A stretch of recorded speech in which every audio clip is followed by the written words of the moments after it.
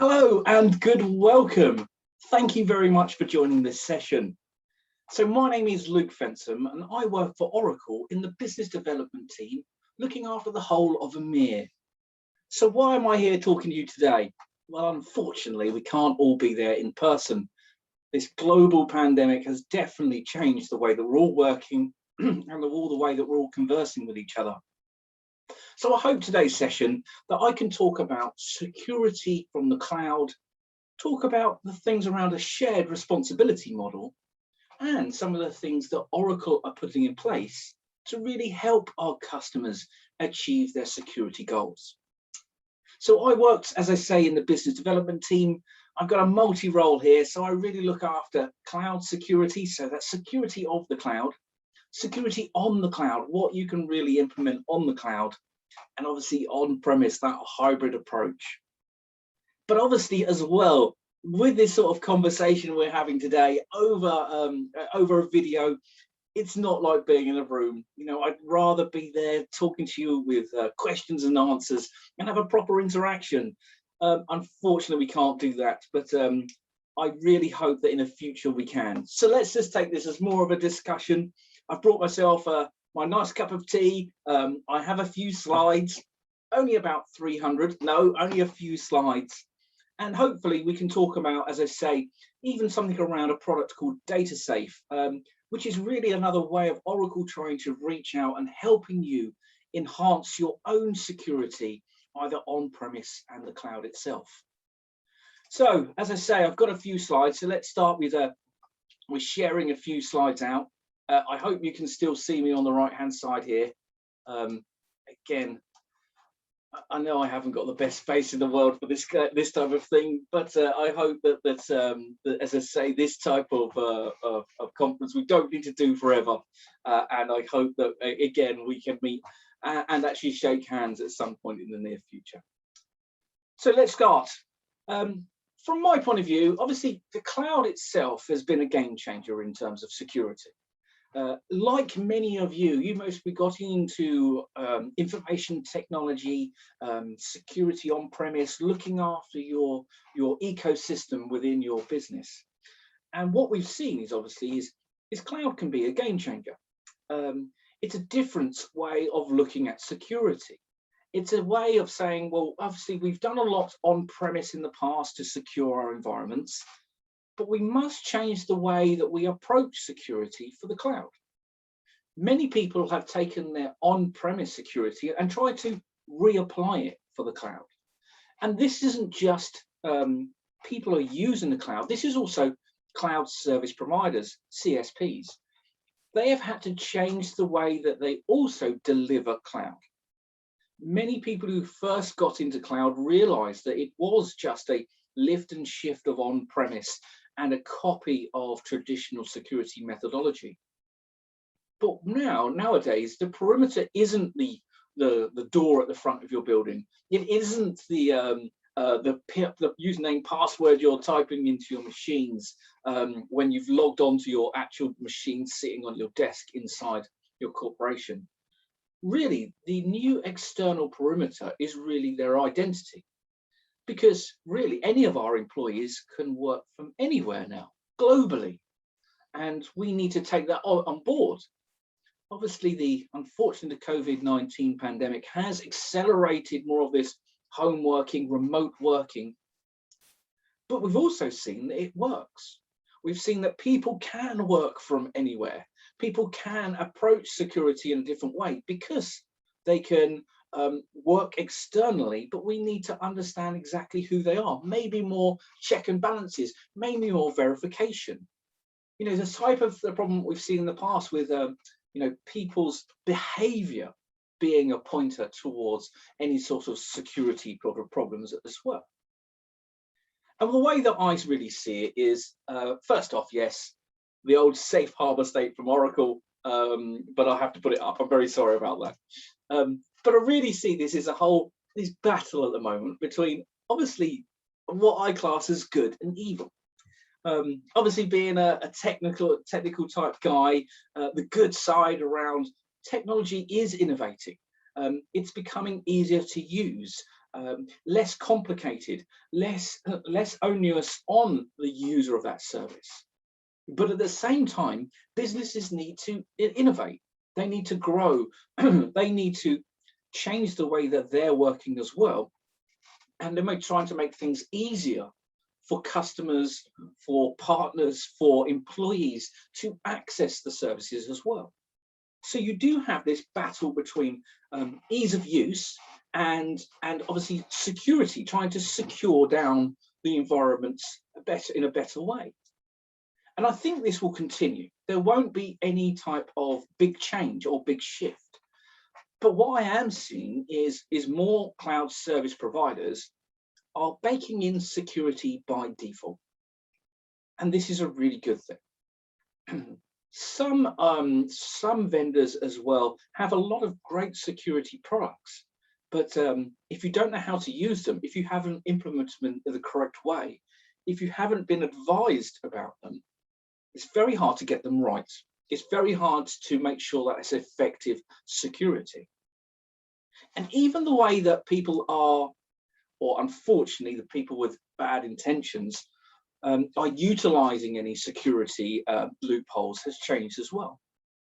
Some of the more really interesting headlines that you won't see every day are some things that's happened over the last year around security. You know, there's a lot more thoughts around quantum computing, really unlocking records. Imagine almost like a brute force attack that we used to think would take centuries to solve some of these equations. With these quantum computing really actually bringing that time of breaking encryption right down and using that to unlock some of the security things that we felt are so secure. Even the nano binary viruses, which again, I'd think you should really take a look at, because this is code inside code. It's a way that it can execute code without anybody really understanding what's going on. And again, I can see more of this going on. So how do we adapt to take that? And one report that, okay, might be taken with a little pinch of salt, is around streaming services using almost subliminal messaging to help to change people's thoughts around security, or impregnate some sort of seed around how to get people to change things like passwords to a more standardized procedure. And this has been very interesting. Studies show that people are susceptible to these subliminal messages, using them almost like bots around security. And even though that these don't make the big headlines, these are still things that people with malicious intent are using. I think people with malicious intent are really taking advantage of. And this is a real game changer, because we always think security almost like a firewall. Yes, no, yes, no, yes, no. This is allowed, this is not allowed, good or bad actors. So if people with malicious intent, or hackers, or people who are trying to take information from your businesses are changing the way that they're approaching, we also must change the way we approach security. But things have not changed massively. We're still seeing lots of major headlines coming out, and around the root causes of those being things that we've been talking around for 10, 15, 20 years, around patching levels, around people not encrypting data. If you look at any one of these, in fact, in fact, there's a lot of misuse of credentials involved with lots of these. People not really understanding how secure some of these environments were. And really, the root causes, as I say, have remained the same for many years. Privileges, accounts, not keeping things up to date around vulnerabilities patching. And again, I feel that the last number of years, there has been more bite to any security holes or flaws.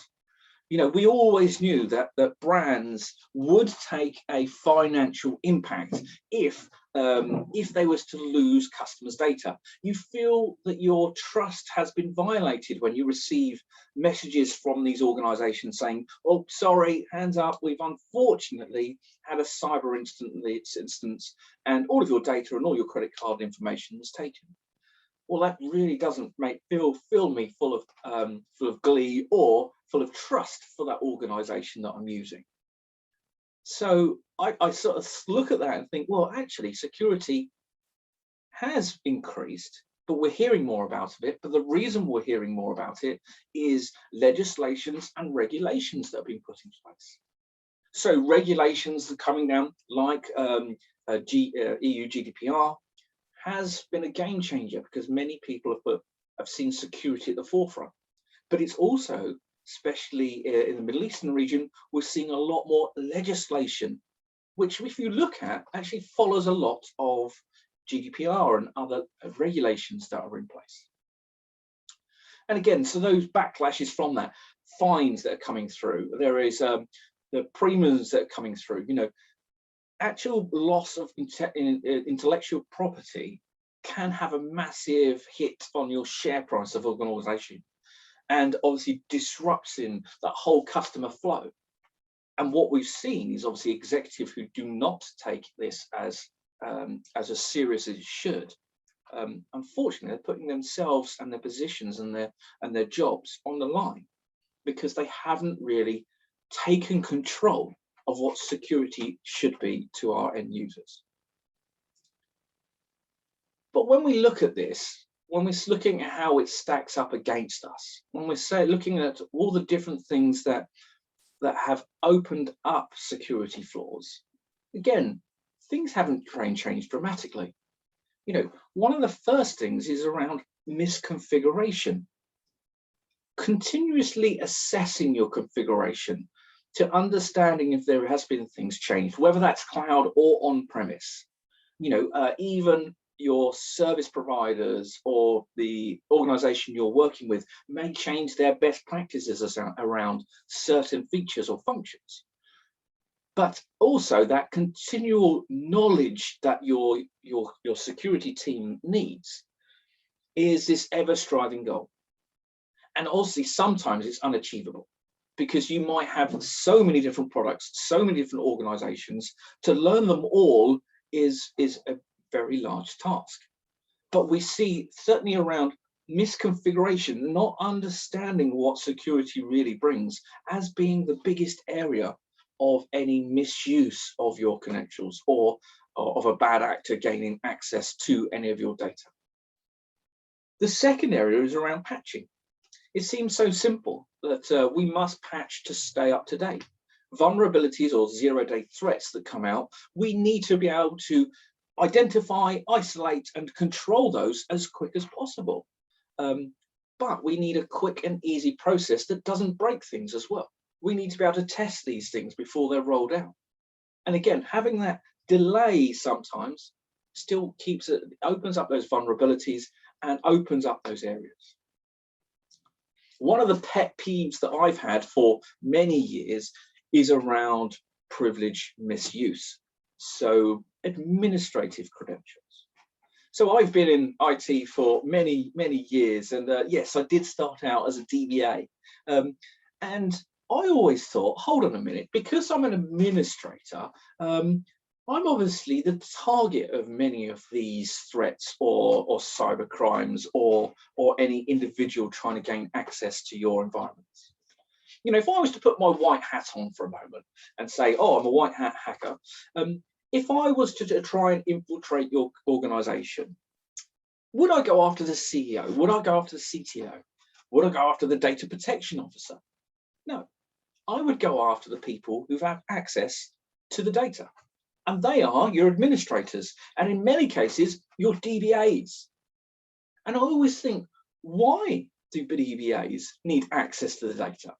They need access to do all of the things on the database for maintenance, but I don't need to see the data because A, it's putting me as a target, and B, again, if I was to try and look at an organization, what's the first thing I would look at? I'd find the DBAs, I would whale, I would spearfish, I would get a hook into them. And again, that is the one thing that I feel that we're not too good about, even around credential management, even around role-based access control. You know, actually granting people access to privileged accounts, but also removing those privileges. Just because someone's worked at an organization for many years doesn't mean they can harvest lots of different accounts and credentials. We need to ensure that the way of removing those, even more so than actually applying credentials to them as well. And again, one of the next things was around encryption. Again, encryption for me is so funny because encryption should be there by default. We should be encrypting our data. It's a very different conversation with the regulators. Hi, I have had data stolen. Was it encrypted? Yes, it was. Well, thanks very much for telling us. Click. It's a different conversation to it as well. So what are we really thinking about the gaps here? So if we think about misconfiguration, first thing, as I say, is around inexperience, the complexity, the do-it-yourself type approach to many of these convoluted systems that you're trying to plug together. Patching, again, slow. We need to speed up the way that we patch up systems, or to understand the threats that could possibly be there if we don't patch. The privileges themselves sometimes allow us to not only gain access to the most sensitive data, but also to move laterally across the organization. And these over privileges that we're seeing, we need to roll them back. And again, encryption. If we encrypt the data at rest on the disk, if we encrypt the data at source, then the chances are a lot of the problems we see around, thousands of records being stolen, people's credit cards and information being stolen, may go away. But encryption isn't the utopia, because you also need to manage encryption. Encryption comes with something called keys, a key to unlock that encryption.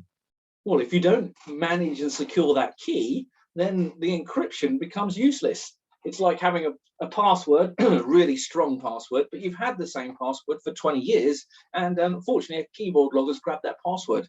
It needs to be updated, it needs to be rotated just as much as any passwords within the system. And unfortunately, the whole problem around all of this is the weakest link is us. As we go forward, I feel that automation and continual assessment is the only way that we can really come up against these security threats and resolve them. Because without that, we won't ever have the right staffing, we won't ever have the right knowledge, and it will be a continual climb to try and get to that peak where we're on top, but then something else will come and a new peak will come. So we need to embrace the way that some organizations are working around automation, but only in the way that it works for your organizations as well. So what do we see here? Okay, yes, I've said that I've been in IT a very long time. I've been in the IT industry, obviously, from when we were on-premise. I used to work with huge tandem machines many years ago, writing COBOL, and now we've moved all the way through to a cloud environment, and many people see the cloud as a massive advantage to them, a huge shift in the way that the cloud really works. It enables most organizations to help them increase security, and that's what we've seen, that many people believe. This is a cloud threat report from Oracle and KPMG that this looked at over 300 CIOs and asked them questions around cloud and the movement to cloud. And the first thing we really see is that many of them felt that cloud is much more secure than their own data center. And in many cases, this is true. Why? Because cloud, obviously the cloud service providers puts a lot of time, money and effort into securing their environment. They want to ensure security. Why? Because there's lots of SLAs and customer confidence around it. So they are trying to secure that as best they possibly can. But we'll also see the other side to that, where many people believe that moving to cloud is also a great way to reduce costs, scalability, ease of use, which in my eyes isn't always the case unless you utilizing cloud's flexibility. You take an on-premise application, put it into the cloud. What it's meant to do is like be turned off overnight and over the weekend, not using any resources, and loaded up at the correct times to lower costs. But what we're seeing is we just lift and shift and dump it on the cloud and just leave it running. And in the end, the cloud becomes more expensive. So again, CEOs see cloud as being a benefit, but again, without utilizing the benefits of that cloud service, you won't see the benefits. So why am I really thinking about that? Well, the one area that I think we all need to pay close attention to is certainly around this shared responsibility model. Now, the shared responsibility model, every cloud service provider has it.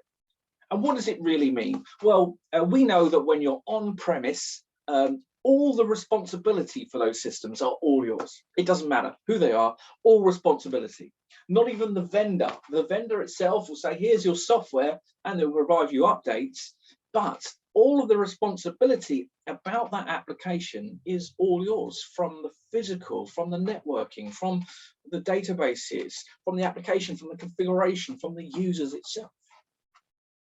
And when you move to cloud, in all the cloud different flavors, you are relinquishing some of that responsibility to your cloud service provider. So your cloud service provider takes on some of that responsibility, but obviously difference in each flavor. So from IaaS, you'll only, the cloud service provider will look after, physical, the data center. And as we move through even through to SaaS applications, you get, a lot more responsibility on the cloud service provider, but it doesn't relinquish all of your responsibility. If you take a database, for instance, and this is the way the analogy I put it, a database service from Oracle. Oracle provides the database, the patching, the updating, the SLAs to keep that database up and running, the security around a lot of that database. But the problem is that there is always areas that you must control. The database must implicitly trust that when you create a user, that user's not going to do anything with malicious intent. The database must trust that you set remote admins to enable. You're doing that because you need that for your environment, not because you have any malicious intent. So there's always a responsibility with the customer as well, and with the cloud service provider. And in the middle, there's a shared responsibility. And this is where you really need to focus, understanding where you're responsible and where your responsibility is within that cloud environment. And Oracle as well has changed the way that they're working. They are now trying to ensure more responsibility for, or trying to take more responsibility on your side of the shared responsibility model. They are now delivering applications to try and help you as consume cloud and secure your environment. We have things like CloudGuard, which is continuously looking at your cloud environment to say, oh, did you know that this is a security risk? Oh, did you know you've just put this S3 bucket to a public IP address? How many times have we seen that recently? Did you know that this environment here isn't set up correctly? So it's trying to help you to stay your side of that shared responsibility model. Again, many of the products like CloudGuard, like Security Advisor, like Maximum Security Zones from Oracle are all there to try and help you, with your side of the shared responsibility model. But as I say, I'm all about the data. I'm all about the database. And I obviously believe, as I take a slurp of my tea, that actually the data is the most important side to the shared responsibility model. Understanding what data you have, because I feel it's your most valuable asset. I mean, years ago they were saying about data has now become the new oil. because people can and do utilize company data to the detriment of the organization. So I feel that the data is that single source in the center that we really must secure. And I do believe it's the most valuable asset where you would get the biggest bang for your buck to ensure that security is at its highest. We always do these things on the outside, but if the data is right in the center, we need to secure that data as best as we possibly can. And one of those things that I think about is, because the database itself has all the information and around it, it also, unsecured, introduces the most risk, the number one risk to the environment. And really, that sensitive data inside those databases is always going to be your attacker's prime target. So securing users, securing data, and securing databases, all three of those are just as important as each other. And that's one thing I want to quickly talk about, is around Oracle Data Safe. So we understand that sensitive data is held within those databases. But what we obviously do feel is that sometimes the database, in many people's eyes, can be a bit of a dark art, a bit of an unknown entity. Oh, you must have years of experience. You must understand databases inside out to really get the best effect. Well, that's not always the case, because, as I say, many cloud service providers are trying to provide organizations with intuitive tools that reduces the expertise required. And DataSafe is one of those. So DataSafe is a SaaS service from Oracle that you can plug into any database, on-premise, cloud, in OCI, in another cloud service provider's environment. And what it's doing is it's providing you all the information around security, around risks of those databases, without you needing to know SQL or the databases, or reading the best practice guides week in, week out to see if there's any changes. And it does all this just by hooking it into the database, not installing, changing, modifying, doing anything to the database in itself. And it's really trying to say, right, let's try and drive security down for our customers and make it an easier and more approachable subject. So DataSafe itself, as I say, actually comes with 5 different key areas. And these are really all areas that I feel we should already trying to be put in place, but are very tricky to combine into one unified platform. So the first thing that DataSafe will do is an assessment, a security assessment. So it's looking at your database setup. It's looking at the things that you might have configured, or more importantly, might not have configured on the database, and then looking at how that would create any type of risk to the business. Tying it back to things like EU GDPR, the enhanced rules by STIG rules by Oracle, and SIS as well. So it's not only looking at your configuration, it's also saying, oh, based on EU GDPR, you shouldn't set this because this creates a security risk around this area. It will do this across all different versions of database, all the way back from 11G all the way through to 21C, and continually assess that. It's not a one-time process. It will continually assess the database and also allow you to create a gold standard of your configuration and setup. This means that if anything was to deviate from that gold standard, it would notify it straight away, and it would be able to inform you about that change as well. So continually assessing environments to proactively monitor and notice any change, and also how that change has occurred and who's done it, I think is a great way to lower risk on the database, increase security, and create a better gold standard of that configuration of the database itself. The second area is around users. Now, we spoke a little bit earlier around the users themselves being one of the biggest attack vectors. Unfortunately, the whole permissions base around users needs to be continually assessed.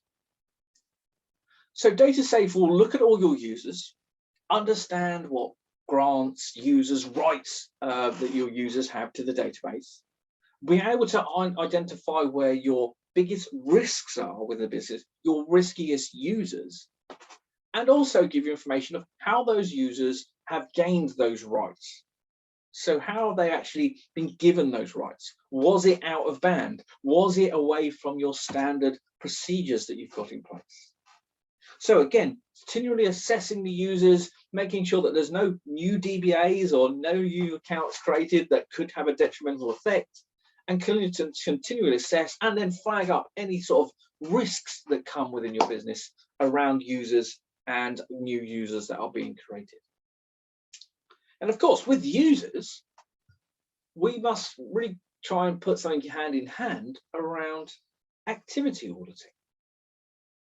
So many legislations and regulations now require you to keep a log of all activity on the database for a long time, or even if, touching many pieces of wood, any sort of malicious activity happens, the first thing that you will do is you'll be looking at your logs to understand how that has penetrated your systems, how has it thwarted any security. And auditing is the first place. We must collect the auditing information from these databases. But unfortunately, they're very loud. There's a lot of data in there. And just what many people do is collect the information and just dump it somewhere. Unfortunately, it's quite hard to diagnose. But what DataSafe will also do is collect and harvest that information for you, creating intuitive reporting for you based on information that you really need to see. So if you have people within your data regulations team or data team, what a great way for them to understand exactly what's going on with the databases, understand, about people who have accessed the databases, and done it all in a way that is tamper-proof and secure. I know one from many years ago where a DBA turned off logging, then logged in, created a new account, which he was going to do malicious activity with, logged out again, activated login again, and then logged in with this malicious account and unfortunately did some detrimental things. So how easy was that? Very, because he's got the rights, he's the administrator. So we need to make sure it's secured in one location, and also to remove that burden from the database. And that's what DataSafe will do. It will collect that information, again, keep it secure for you, make it tamper-proof, be able to you to create these intuitive reports, and also link it to the users themselves. So then you can look at specific users, look at all their activity, all their grants, what rights they've got, and look at all their activity on that database down to the SQL that's been sent. So I think those two go very much hand in hand there.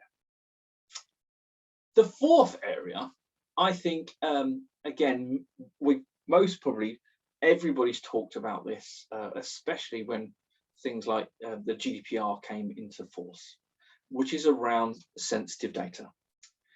So here at Oracle, the way that we look at databases, we have three pillars, the three pillars to security. And those pillars are, first of all, you assess your database, understand where the risks are around data, and then you put things in like encryption or controlling DBAs, and then you also monitor. So those three things in three separate areas. But that assessment is so key. You need to assess the risk on your databases.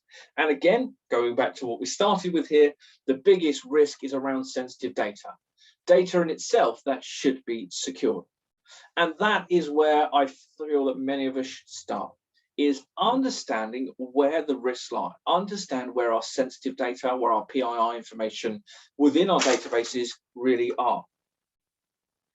And that's what DataSafe will also do. It will do a data discovery. It will look at the data itself to find out if you have sensitive data in your databases. And what we're really doing here is trying to highlight where the biggest risks are in the organization. You might have 200 databases, but you run a data discovery on all of these and you realize actually there's only sensitive databases in 10. Great, we can now focus on those 10 as a first step. We don't have to worry about the 300. It helps us straighten and look at where really the biggest risks around data is. And the final part for here as well is around the data masking. So we know that in a test and dev environment, or when third parties are creating applications, they really need data that looks and reacts just like live data. We need to give them something to be able to work on. But we also know that the moment we take data out of the primary database, our live database, we've relinquished control of that. Data that's 4 years old, that's on a test system, that is live data, that's real customers' data, you would have the same effect as if it was data that was taken this morning from the live database. It's still PII information, it's still sensitive information. So what we need to do is mask that data. What do I mean by mask? I mean by changing that data so the data integrity remains the same, but change it so it looks and feels like live data. So let's say in the live database, it's a name, great, we'll change it to another name. It's an address, we'll change it to a different address. It's a credit card, well, we'll change it to a different credit card with the same loom check in it. So data masking is masking that data in place for test and dev environments. And again, not having to install anything on the database, not having to actually touch the database in any way. DataSafe does this all remotely from a single unified console. So that's really DataSafe, but I really implore you all to look at many different areas around database security, around the ways that cloud service providers are really trying to help you get your security in order, help you trying to achieve your security goals. Well, again, I want to say thank you all for joining me on today's session. Again, I'm very sorry we have to do it like this way, but I'm sure when we go forward in the future, we'll have more better interactions and that's closer contact than we've ever had. So it's all for me to say is thank you for joining. Keep yourself and your family safe, and I hope to see you on another event very soon. Take care for now, and bye-bye.